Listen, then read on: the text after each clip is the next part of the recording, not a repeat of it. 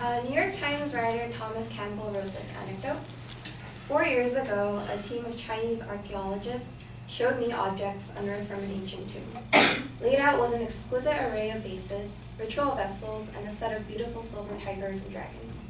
This week, curators from the Metropolitan Museum of Art are working to pack these objects to New York, where they will be featured in an exhibition.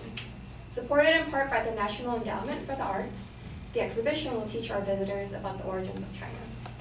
So this story is one of the many examples of why the National Endowment for the Arts is important. However, today the Trump administration is trying to remove the NEA completely.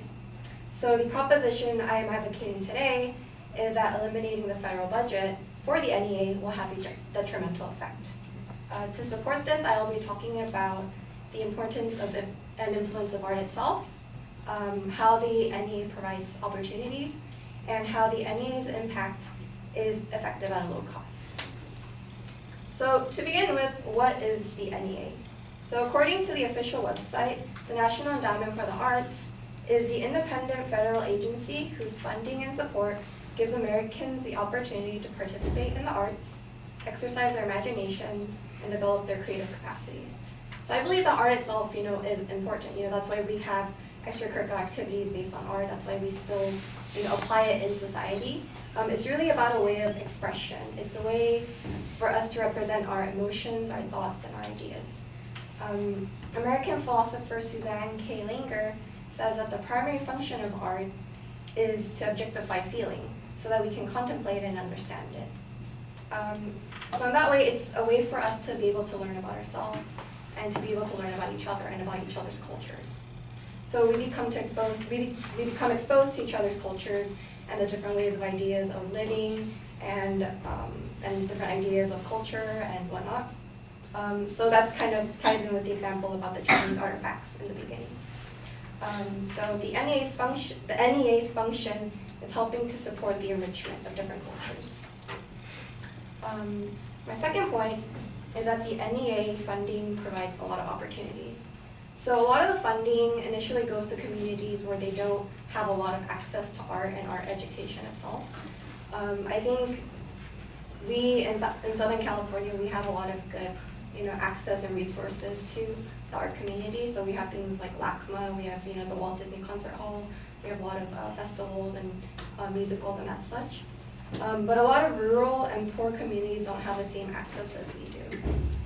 So according to the New York Times, having the NEA would allow such things like live theater for schools, music and jazz festivals, poetry, art programs for war veterans, art education for children, and so on. And it's interesting because a lot of widely acclaimed productions, things like Hamilton, War Horse, and Next to Normal, those kind of things actually, according to the Broadway Journal, a lot of those productions have at least been subsidized by some part of the NEA. So also having a project funded by the National Endowment for the Arts is appealing to potential private donors, which will allow for more funding and for more resources. And my final point is that the NEA is effective at a low cost in the economy. So I think one of the reasons why the administration wants to get rid of the NEA is due to budget cuts. But the LA Times states that the NEA budget is nearly $148 million, which makes up for about 0.013% of all discretionary spending and about 0.004% of the total 2015 federal budget. And at the same time, according to the American for the Arts CEO Robert Lynch, he says that the arts and culture industry provides about 4.8 million jobs in the industry. So, and to some extent, the NEA has played a part in this industry as well. So, in conclusion, eliminating the federal budget for the NEA will have a negative impact. Because the NEA has such a large influence in our society, such as because art itself is very important and it provides a lot of opportunities, and the impact of it is effective at a low cost in the economy. So the arts were prominent in the past, are still prominent in the present, and will continue to do so in the future. So it's our job to make sure that future generations will have the same opportunities as we do. And having the National Endowment for the Arts will help us move forward.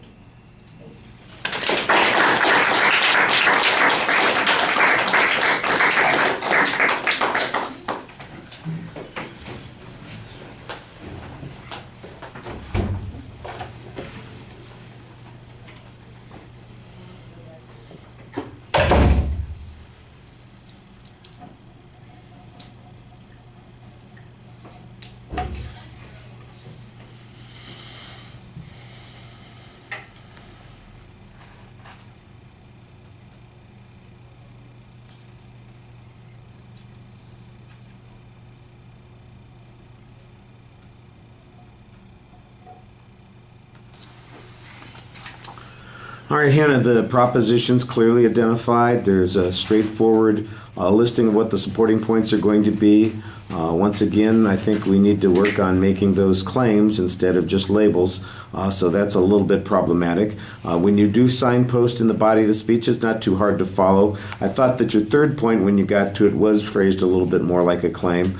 The first point also has some discussion about the value of art. I'm not sure anybody is disputing the value of art. The question really is, how significant is the NEA in providing support for the arts? You mentioned that their budget is $148 million, and you have that in the later point where you're talking about what a small percentage of the federal budget it is. One of the questions that immediately popped into my head is, okay, so what percentage of the art community is it? How much money is available for all these art projects, and how much does the NEA provide?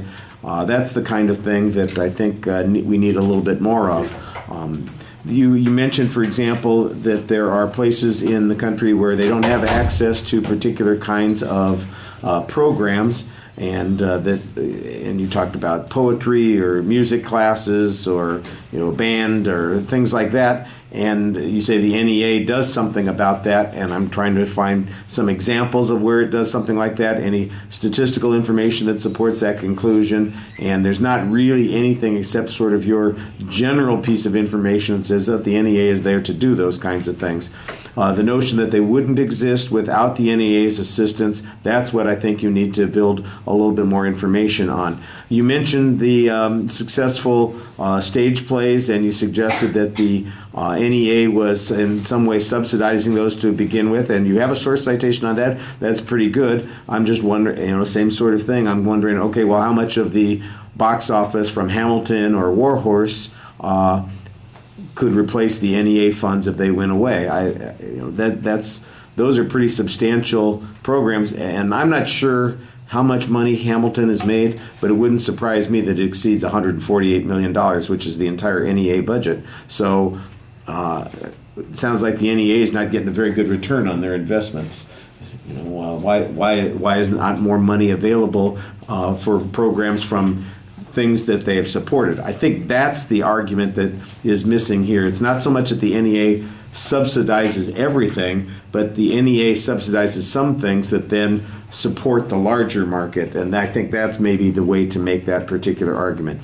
You do a pretty good job speaking to the audience effectively. You're not overly dependent on the script. I do think you need a little bit more data on a couple of points. The stuff on the jobs, for instance, that's the entire art community, and I'm not exactly sure. We're back to the same question, how much of that is dependent on the NEA. I think we need a little bit more information on those points. All right, thank you.